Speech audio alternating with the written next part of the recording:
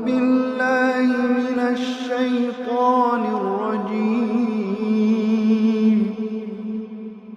بسم الله الرحمن الرحيم بسم الله الرحمن الرحيم.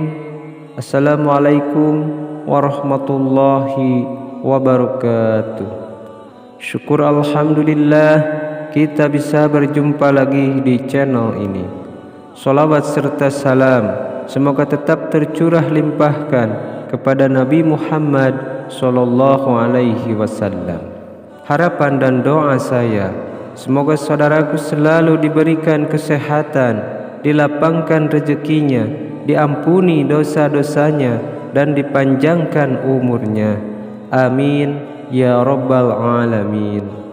Sahabat beriman yang dirahmati Allah, salat subuh merupakan salat yang bagi sebagian orang sulit untuk dilaksanakan dengan tepat waktu karena sulitnya untuk bangun pagi.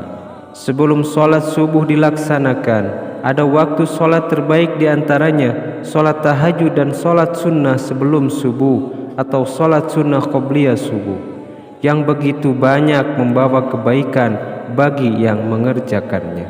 Salat sunnah qobliyah subuh dilaksanakan sebelum salat subuh, yang dilakukan dan dianjurkan untuk dilaksanakan di rumah.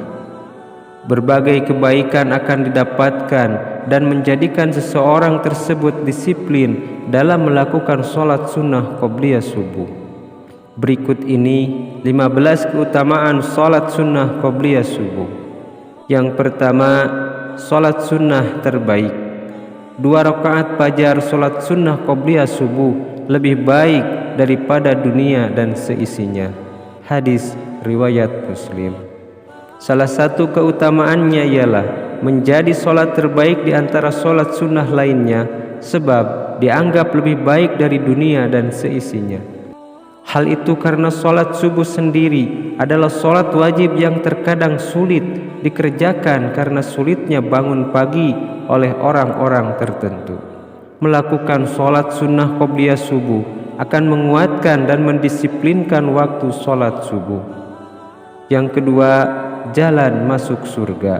Setiap amalan baik yang dicontohkan oleh Rasulullah akan membawa ke surga, termasuk menjalankan salat sunnah qobliyah subuh yang merupakan teladan Rasulullah. Bagi yang mampu melaksanakan tentunya akan menyimpan amalan baik dalam dirinya serta jauh dari penyakit hati. Yang ketiga, amalan ringan dan berpahala besar. Salat sunnah qobliyah subuh tidaklah dilakukan melainkan setelah terbit fajar subuh, dan dianjurkan salat tersebut dilakukan di awal waktunya dan dilakukan dengan diperingan. Demikian pendapat Imam Malik, Imam Syafi'i, dan jumhur ulama dalam Sharih Sahih Muslim. Salat sunnah qobliyah subuh dapat dilakukan oleh siapa saja, sebab termasuk salah satu amal ibadah yang ringan untuk dilakukan, namun juga memiliki pahala yang besar sebagaimana amalan penghapus dosa besar. Yang keempat, kebaikan di akhirat. Hadis dari Abu Hurairah radhiyallahu anhu, Rasulullah sallallahu alaihi wasallam membaca dalam 2 rakaat salat sunnah subuh surah Al-Kafirun dan surah Al-Ikhlas. Hadis riwayat Muslim. Bagi yang rutin melakukan salat sunnah qobliyah subuh disertai menjaga amalan lainnya dengan baik, akan mendapatkan kebaikan di akhirat dan mendapatkan bekal yang indah untuk kehidupan di akhirat pula, dan jauh dari siksa neraka. Yang kelima, dilindungi di hari kiamat. Hadis dari Ibnu Abbas radhiyallahu anhuma, Rasulullah sallallahu alaihi wasallam dalam 2 rakaat salat sunnah subuh membaca ayat pada rakaat pertama, membaca surah Al-Baqarah ayat 136, dan pada rakaat kedua membaca surah Al-Imran ayat 52. Hadis riwayat Muslim. Setiap yang melakukan salat sunnah qobliyah subuh dan salat subuh dengan tepat waktu dan istiqomah di hari kiamat nanti akan mendapat syafaat dari Rasulullah sehingga ia terlindung dari segala bahaya di hari kiamat. Yang keenam, mengikuti sunnah Rasul. Mengikuti sunnah Rasul tentunya sebuah amalan yang baik, sebab barang siapa yang menjadi pengikut Rasul dan menjalankan segala perintahnya, kelak akan mendapat syafaatnya dan terhindar dari segala kesusahan. Yang ketujuh, jalan kebaikan. Jadikanlah sholat sunnah kalian di rumah kalian, janganlah jadikan rumah kalian seperti kuburan. Hadis riwayat Bukhari. Sholat sunnah qobliyah subuh membawa banyak jalan kebaikan, sebab dari sana akan menciptakan pribadi yang istiqomah dan tepat waktu dalam menjalankan sholat subuh, sehingga dalam keseharian akan mampu melakukan segala sesuatu lebih disiplin. Yang kedelapan, memohon petunjuk. Sebaik-baiknya sholat seseorang adalah sholat di rumahnya, kecuali sholat wajib. Hadis riwayat Bukhari dan Ahmad dengan lafaz Ahmad. Salat sunnah qobliyah subuh yang dianjurkan untuk dilakukan di rumah dapat dijadikan sebagai permohonan untuk manusia, memohon petunjuk tentang segala sesuatu sambil menunggu azan subuh tiba atau setelah azan subuh, sehingga termasuk waktu doa yang mustajab. Yang kesembilan, menunjukkan rasa takwa. Barang siapa yang belum sholat sunnah 2 rakaat subuh, maka hendaknya melakukannya setelah terbit matahari. Hadis riwayat At-Tirmizi disahihkan oleh Syekh Al-Albani dalam Sahih Sunan At-Tirmizi. Rasa takwa akan terlihat oleh orang yang rutin menjalankan sholat wajib dan sunnah.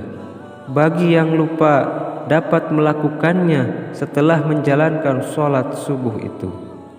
Yang ke-10, diampuni dosa-dosanya. Dari Qais bin Qad radhiyallahu anhu bahwasannya ia sholat subuh bersama Rasulullah sallallahu alaihi wasallam dan belum melakukan sholat sunnah 2 rakaat qobliyah subuh. Ketika Rasulullah sallallahu alaihi wasallam telah salam, maka ia pun selama bersama beliau. Kemudian ia bangkit dan melakukan sholat 2 rakaat qobliyah subuh, dan Rasulullah SAW melihat perbuatan tersebut dan tidak mengingkarinya. Hadis riwayat At-Tirmizi disahihkan oleh Syekh Al-Albani dalam Sahih Sunan At-Tirmizi. Jelas bahwa setiap perbuatan baik akan menjadi jalan pengampunan dosa-dosa. Salat sunnah qobliyah subuh yang dilanjutkan dengan banyak membaca zikir kepada Allah tentunya akan menjadi jalan untuk pengampunan dosa dan menjadi jalan untuk lebih banyak melakukan kebaikan sehingga terlindung dari segala keburukan. Yang ke-11, kebiasaan baik. Amalan yang paling dicintai oleh Allah Subhanahu wa taala adalah amalan yang terus-menerus walaupun sedikit. Hadis riwayat Muslim. Rasulullah sallallahu alaihi wasallam mencela seseorang yang tidak terus-menerus dalam beramal. Dikisahkan oleh sahabat Abdullah bin Amir bin Al-Ash radhiyallahu anhuma, Rasulullah sallallahu alaihi wasallam berkata padaku, "Wahai Abdullah, janganlah engkau seperti si fulan. Dulu dia biasa mengerjakan sholat malam, namun sekarang dia tidak mengerjakannya lagi." Hadis riwayat Bukhari. Sholat sunnah qobliyah subuh akan menjadikan seseorang memiliki kebiasaan baik, sebab terbiasa bangun pagi dan melakukan sholat tepat waktu. Kita pun menjadi pribadi yang disiplin dan penuh kebaikan, serta memberi contoh pada orang terdekatnya untuk melakukan kebaikan yang sama pula, sehingga kebaikan akan lebih banyak menular. Yang ke-12, mendisiplinkan waktu sholat. Aku tidaklah pernah mendengar Rasulullah SAW mengerjakan sholat sunnah yang lebih semangat dibanding dengan sholat sunnah 2 rakaat sebelum fajar. Hadis riwayat Muslim. Rasulullah selalu semangat dan disiplin dalam mengerjakan sholat sunnah qobliyah subuh ini. Hal itu pula yang wajib dicontoh oleh setiap hambanya, sebab merupakan sunnah Rasul. Yang ke-13, bentuk doa.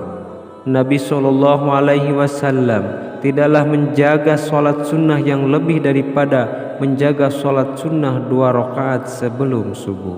Hadis riwayat Muslim. Sholat sunnah qobliyah subuh yang dijaga merupakan bentuk doa agar bisa menjalankannya dengan istiqomah, sehingga ia terhindar dari sifat malas dan penyakit hati. Yang ke-14, rutinitas mulia. Ketika terbit fajar subuh, Rasulullah SAW tidaklah sholat kecuali dengan 2 rakaat yang ringan. Hadis riwayat Muslim.